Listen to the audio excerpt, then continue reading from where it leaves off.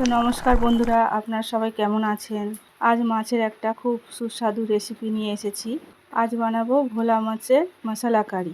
আপনারা যদি ভিডিওটা ইউটিউব থেকে দেখে থাকেন তাহলে চ্যানেলটাকে সাবস্ক্রাইব করে দেবেন, আর যদি ভিডিওটা ফেসবুক থেকে দেখে থাকেন তাহলে পেজটাকে ফলো করবেন আর ভিডিওটা একটা লাইক করে দেবেন।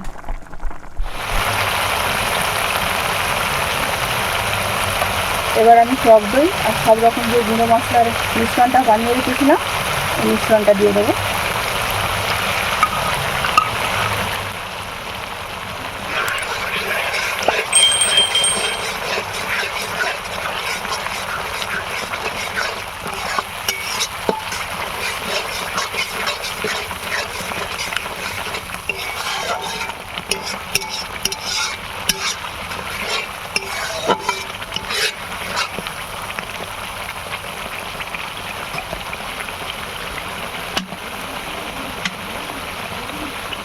তো এখানে আমি মশলার বাটি ধোয়ার কিছুটা জল দিয়ে দিচ্ছি।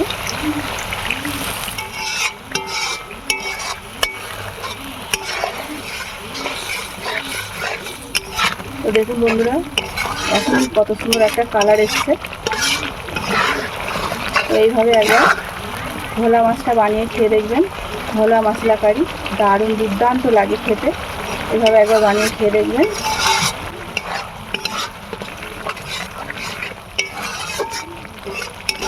এতে আমি জল দিয়েছি, তাই মশলাটা এখন জল আছে। মশলাটা আর একটু কষতে হবে।